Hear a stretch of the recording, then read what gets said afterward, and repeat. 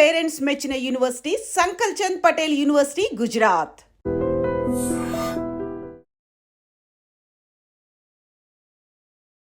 Welcome to iDream Career Compass for Real Future.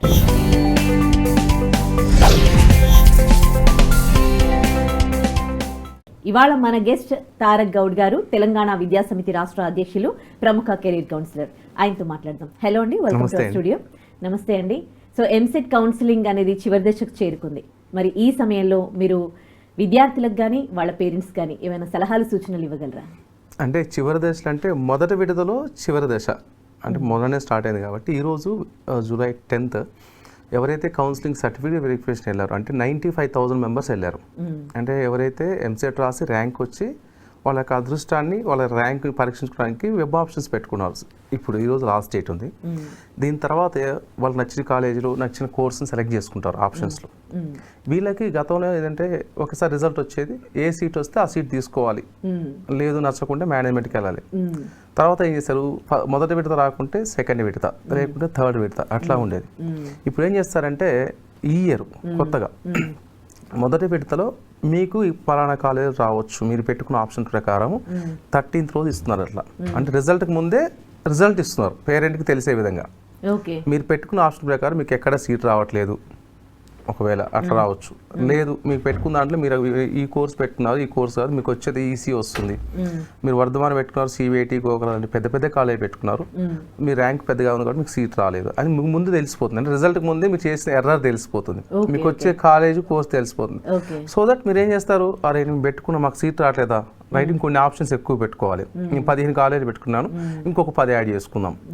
ఈ CSC పెట్టిన rank CSC రావట్లేదు, ఇంకొక వేరే బ్రాంచ్ ఈసీ కానీ ఐటీ కానీ యాడ్ చేసుకుని ఆ 2 days ఇస్తున్నారు. 14th 15th 2 days సమయం ఇచ్చాడు కాబట్టి మనం ఏమో టెక్నికల్ ఎర్రర్ చేసినా కానీ కరెక్షన్ చేసుకోవడానికి పేరెంట్కి చక్కని అవకాశం. గతంలో ఇది ఎప్పుడు లేదు. కొంతమంది అంటే చిన్న చిన్న ర్యాంకర్స్ వాళ్ళు అంటే మాకు వస్తుంది, పోయినసారి మేము వెబ్సైట్లో చూసుకున్నాము 1,00,000 ర్యాంక్ కూడా పలానా కాలేజ్ ఈసీ వచ్చింది కాబట్టి నాకు వస్తుందని చెప్పి ఆ కాలేజ్ ఒకటి పెట్టుకొని రిలాక్స్గా ఉండేవాడు. రిజల్ట్ వచ్చేసరికి మనకి ఏ కాలేజ్ సీట్ రాకపోయేది. అంటే అవకాశాన్ని కూడా ఏమరపాటుతో వస్తున్న ఓవర్లుక్తో ఆప్షన్ పెట్టుకోకపోవడం వల్ల మనకి సీట్ రాకపోయేది. ఇప్పుడు ఆ తప్పు చేసినా కానీ బాబు నువ్వు తప్పు చేసినారా బాబు, చేంజెస్ చేసుకో, మళ్ళీ పెట్టుకో ఆప్షన్స్ అనేది ఒక అవకాశం ఇచ్చారు. ఇది ఓన్లీ మొదటి విడత. అప్పుడు కూడా రాకుంటే రెండో విడత, మూడో విడత అట్లా. సో పేరెంట్కి మల్టిపుల్ ఆప్షన్స్ ఉన్నాయి. అంటే వాడు చేసిన తప్పు జరగకుండా ఒక మంచి అవకాశం. అంతకుముందు ఏంటంటే మనకు సీట్ మిగిలితే ఏం చేసేవాళ్ళు, కౌన్సిలింగ్ కోటాలో మిగిలిన సీట్లని జేఈ పిల్లలు బయటికి వెళ్ళిపోతారు. ఐఐటికి, ఎన్ఐటికి, ట్రిపుల్ అంటే మన తెలంగాణలో కౌన్సిలింగ్లో పార్టిసిపేట్ చేసి ఇక్కడ సీట్ వస్తుంది. వీడు ఆల్రెడీ జేఈ రాశాడు కాబట్టి ఆ కాంపిటీషన్లో బయటకు వెళ్ళేవాడు, ఐఐటికు, ఎన్ఐటికు, ట్రిపుల్ వెళ్ళేవాడు. ఇక్కడ వేకెంట్ వచ్చేది. ఆ వేకెంట్ ఏం చేసేవాళ్ళు, ప్రైవేట్ ఇంజనీరింగ్ కాలేజ్ వాళ్ళు, టాప్ కాలేజ్ వాళ్ళు మేనేజ్మెంట్ కోట కింద అమ్మేవాళ్ళు. నాకు 2 చోట్ల సీట్ వచ్చింది, నేను బయటకు వెళ్ళిపోయాను. ఈ సీటు నా వెనకోడికి రావాలి. యాక్చువల్గా ఆ ప్రాసెస్ గతంలో లేదు. ఆ సీట్ని ఏం చేసేవాళ్ళు, వీళ్ళు అమ్ముకునేవాళ్ళు. సేమ్ మేనేజ్మెంట్ కోట 10 లక్షలు 12 లక్షలు అమ్ముకున్నారు. దాన్ని నివారించడం కోసం పకడ్బందీకి పెట్టారు ఈసారి. అంటే కన్వీనర్ సీట్లు, కన్వీనర్ పిల్లలు ఎవరైతే మెరిట్ విద్యార్థులు ఖచ్చితంగా వాళ్ళకి సీటు దక్కే విధంగా ఈ విషయం రాష్ట్ర ప్రభుత్వాన్ని అభినందించాలండి.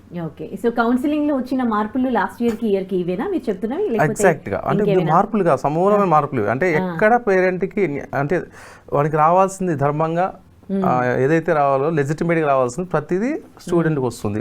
ఎక్కడ ప్రైవేట్ యాజమాన్యాలు కానీ ఎటువంటి ట్యాంపరింగ్ చేయడానికి కానీ అవకాశం లేకుండా ఉంది. సో ఇది విద్యార్థులు చాలా మంచి చేస్తుంది. మరి మార్క్ రిజల్ట్ అంటూ పెట్టారు కదా, ఏంటండి అది? అది మాకు రిజల్ట్ ఇప్పుడు చెప్పింది అదే రిజల్ట్. మీకు యాక్చువల్గా 13th అనేది మీకు చెప్పే కదా అదే రిజల్ట్. అంటే ఈ రోజు 10th లోపు వాడు చేసిన ఏదైతే ఎక్సర్సైజ్ ఉందో మామూలుగా ఏ ఆప్షన్స్ పెట్టుకున్నాడో అది దాని యొక్క రిజల్ట్ 13th అనౌన్స్ చేస్తున్నారు. ఇండివిజువల్గా వస్తుంది, అంటే అందరికి జనరల్ ఇవ్వరు, స్టూడెంట్కి వస్తుంది, మొబైల్కి వస్తుంది. వచ్చినాక అసలైన రిజల్ట్ చేంజ్ చేసుకుని 2 days టైం చెప్పారు కదా, 14th 15th. తర్వాత 18th రోజు అసలు రిజల్ట్ వస్తుంది. వాడు పెట్టుకున్న ఆప్షన్స్కి ఎక్కడ అక్కడ వస్తుంది. వచ్చిన తర్వాత పేరెంట్స్ చేయాల్సింది, ఒకవేళ వాళ్ళకి నచ్చిన కాలేజ్ అయినా నచ్చిన కోర్స్ అయినా వచ్చినా రాకున్నా కానీ సెకండ్ విడత, రెండో విడత కౌన్సిలింగ్కి వెళ్ళాలంటే మొదటి విడత వచ్చిన కౌన్సిలింగ్ సీట్ని యాక్సెప్ట్ చేయాలి. అర్థమైనా? అంటే యాక్సెప్ట్ చేయడం అంటే నువ్వు ఆ కాలేజ్కి వెళ్ళాల్సిన పని లేదు, సర్టిఫికేట్స్ ఇవ్వాల్సిన పని లేదు.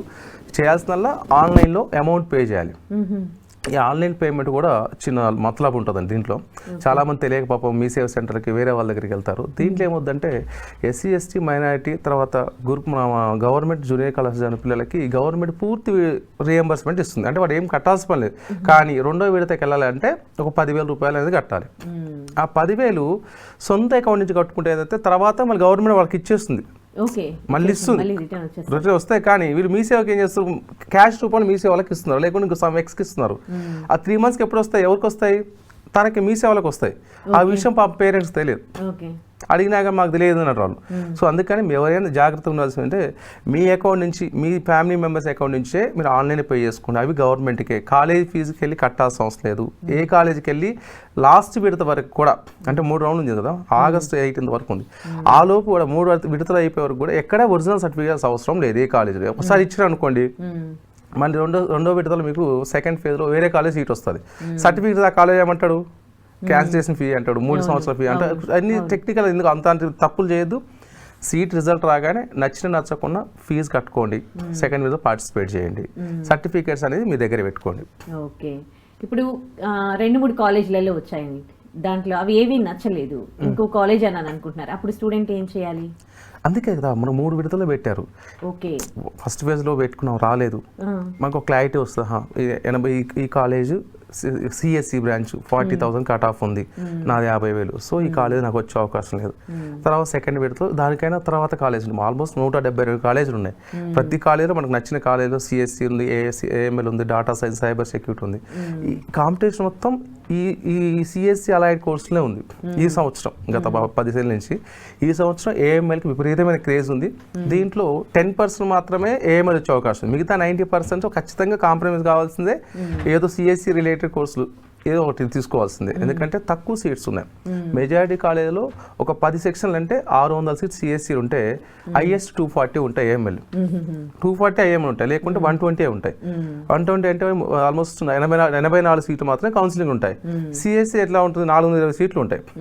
సీట్లు ఎక్కువ, కాంపిటీషన్ తక్కువ. అక్కడ ఏఎంఎల్కి సీట్లు తక్కువ, ఉన్న పిల్లలంతా ఏఎంఎల్గా ఉంటారు. అంటే ఆర్టిఫిషియల్ అనేది ఇప్పుడు ట్రెండింగ్ మొత్తం మార్కెట్లో. సో అందరూ అదే కావాలని కోరుకుంటారు. కాబట్టి చాలా మందికి విద్యార్థులు నిరాశ చెందాల్సిన పరిస్థితి వస్తుంది. ఓకే, సో ఫస్ట్ కాలేజ్ చూసింగ్లో స్టూడెంట్స్ ఎట్లా థింక్ చేయాలి? కాలేజ్ చూస్ చేసుకున్నారు కదా, ప్రతి స్టూడెంట్కి కూడా అందరికీ తెలుసు top college CBIT, Vasavi, VNR, Gokaraju. ప్రతి స్టూడెంట్ 2 లక్షల మంది పిల్లలు ఉంటే 1,00,000 మంది క్వాలిఫై అయ్యారు. వీళ్ళందరికీ ఈ 10 కాలేజీలు తెలుసు. కానీ వీళ్ళకి తెలియాల్సిన విషయం అంటే ఈ 10 కాలేజీలో 10,000 ర్యాంక్ దాటితే రాదన్న విషయం తెలుసుకోవాలి ఫస్ట్. మీరు వీళ్ళు ఏం చేస్తారు, పేరెంట్స్ కానీ పిల్లలు కానీ వాడు టాప్ కాలేజ్ మొత్తం చెక్ చేస్తారు, కానీ వీని ర్యాంక్ వచ్చే కాలేజ్ విషయంలో చాలా జాగ్రత్త ఉండాల్సింది, జాగ్రత్త తీసుకోవట్లేదు. నీకు రాని కాలేజ్ విషయంలో మంచి జాగ్రత్త టాప్ కాలేజ్ రాసుకుంటున్నావు, నీకు వచ్చే టాప్ 13లో 14లో వస్తుంది. ఆ 10 కాలేజ్ చూసుకోవట్లేదు నువ్వు. అర్థమైందా మేడం?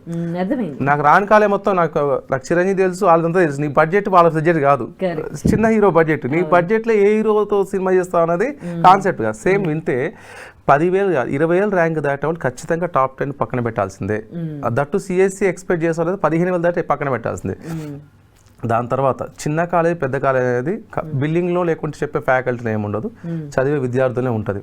మనకు మారుమూల ప్రాంతాలు చదువుకున్న ఐఏఎస్ కొట్టారు, ఐపీఎస్ కొట్టారు.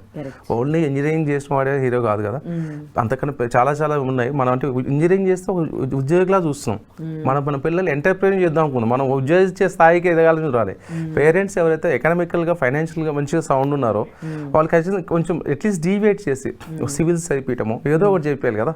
అందరూ ఒక మోనోపోలి పోవటం కూడా సొసైటీకి మల్టిపుల్ వర్టికల్స్ కావాలి. అందరూ అన్ని రంగాల్లో పార్టిసిపేట్ చేసిన సొసైటీకి అందరు కావాలి కదా.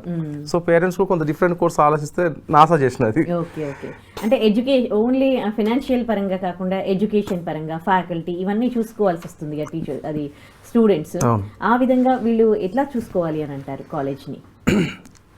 మామూలుగా కాలేజ్ ఫీజు అనేది వాళ్ళ యొక్క కాలేజ్ నిర్వహణ బట్టి, అంటే వాడి ప్లేస్మెంట్ కావచ్చు, వాడి ఎక్స్పెండిచర్ కావచ్చు, తర్వాత వాళ్ళకున్న ఇంటేక్ని బట్టి కూడా వాళ్ళు ఏం చేస్తారు, ఆ ఫీజ్ స్ట్రక్చర్ అనౌన్స్ చేస్తుంది. గవర్నమెంట్ పెడుతుంది, వాళ్ళ సొంతంగా కాలేజ్ వాడు పెట్టుకోరు. ఒక కాలేజ్ హైయెస్ట్ ఇప్పుడు MG8 ఉంది, CBIT. ఈరోజు అంతకుముందు 160, 140 ఉంటే వాళ్ళు హైకోర్టుకి వెళ్ళేసి 2 లక్షలు చేసుకున్నారు. అంటే ఇది కౌన్సిలింగ్లో పెట్టక ముందుగా ఈ రోజు వచ్చింది రిజల్ట్. సో వస్తే 2 లక్షలు చేస్తారు ఫీజు. అది అంటే గవర్నమెంట్ ఫీజు అఫీషియల్గా 2 లక్షలు ఇప్పుడు. అది ఇప్పుడు మనం చెప్తున్న టాప్ కాలేజీలు కూడా అన్ని ఫీజు హైక్ చేసుకున్నాయి, గవర్నమెంట్ ఒప్పుకోలేదు. అంటే ఆర్థిక పరిస్థితి వాళ్ళకి ఈ సంవత్సరానికి పాత ఫీజుల్ని ఉంచాలని కోరుకున్నారు. వాళ్ళు ఎవరు ఒప్పుకునే పరిస్థితి లేరు. ఎందుకంటే నిర్వహణ ఖర్చు విపరీతంగా పెరిగినాయి. ప్రతి నెలకి 7 నుంచి 10 కోట్ల ఖర్చు వస్తుంది వాళ్ళకి. అది శాలరీస్ ఫేస్గా అన్ని మామూలుగా డీజిల్ పెరిగింది, ఫ్యాకల్టీ జీతాలు అన్ని విషయాలు పెరిగినాయి కాబట్టి వాళ్ళు కూడా ప్రతి 3 ఏళ్ళకి ఒకసారి హైక్ కోరుకుంటారు, ఇస్తుంటారు. ఈ సంవత్సరం ప్రభుత్వం ఒప్పుకోలేదు. ఇప్పుడు నాకు తెలిసి ఫస్ట్ ఫేజ్ కౌన్సిలింగ్ రాగానే వీళ్ళంతా మళ్ళీ కోర్టుకు వెళ్తారు. వాళ్ళు ఏదైతే పెంచుకున్నా కూడా ఆ విషయంలో ప్రభుత్వంతో కొట్లాడక రెడీగా ఉన్నారు. సో పేరెంట్స్ విషయంలో ఏంటంటే మీరు కంఫర్ట్ చూసుకోండి. అంటే మీ పిల్లలకి సీట్ వచ్చింది, ఇక్కడ ఫలానా సో అండ్ సో కాలేజ్ వచ్చింది, అక్కడికి మీరు ఎలా వెళ్ళగాలి, దేశకాలనుకోండి, మీ ఇంటి దగ్గర నుంచి బస్సు ఉందా లేదా, అర్థమైంది మేడం. 4 సంవత్సరాలు ఒక రోజు ఏదో ఎంసెట్ ఎగ్జామ్ అనుకోండి, 1 గంట ముందు పోతా పేరెంట్స్ దించి వస్తాడు. ఇది అలా కాదు, 4 years వెళ్ళాలి. మన బాబు పాప ఇక్కడ మన దగ్గర నుంచి యాక్సెసిబుల్ ఉండాలి. లేదు మీరు రూరల్ నుంచి రావాలి, ఇక్కడ ఉండాలి, ఎక్కడ ఉన్నాడు, క్యాంపస్ లాస్ట్ ఉండాలి. అంతే, పాప బాబు మీరు ఎక్కడో కరీంనగర్ లేకుంటే ఆదిలాబాద్లో ఉన్నారు, పాపని తీసుకొచ్చి ఎక్కడ బయట హాస్టల్లో ప్రైవేట్ హాస్టల్లో ఉంచి రోజు పోమంటే మరి వచ్చిన దాకా టెన్షన్ ఏం చేస్తుందో, ఇంటి దగ్గర మీరు ప్రశాంతంగా ఉండాలి.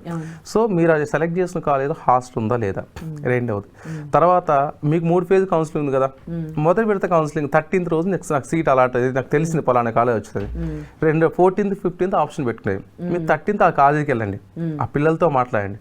ఏంటమ్మా మా పాపకి ఇక్కడ సో అండ్ సో సిఎస్సి వచ్చింది, బాగుంటుంది ఇక్కడ ఫ్యాకల్టీ, ప్లేస్మెంట్స్ ఎలా ఉన్నాయి, ర్యాగింగ్ లాంటి ఉన్నాయా, లేకుంటే ఎంతమంది ఉన్నారు ఇక్కడ, హాస్టల్స్ ఎవరెవరు ఉన్నారు, మీకు తెలిసిన వాళ్ళు ఉన్నారా, ఈ వెరిఫై చేసుకున్న వల్ల మీరు ఆప్షన్ చేంజ్ చేసుకోవచ్చు.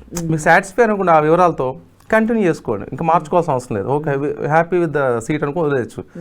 నచ్చలేదు, అవును మన వాళ్ళు ఎవరు లేరు, 14-15 మార్చుకోండి.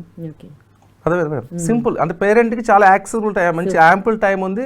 ఒక 4-5 సార్లు వాళ్ళు జాగ్రత్తగా చూసుకొని వాళ్ళు నచ్చిన కాలేజీలో సీట్ పొందే అవకాశం అయితే ఈ సంవత్సరానికి ఉందండి. Right, thank you so much for your suggestions for their career అండి. Thank you. నమస్తే.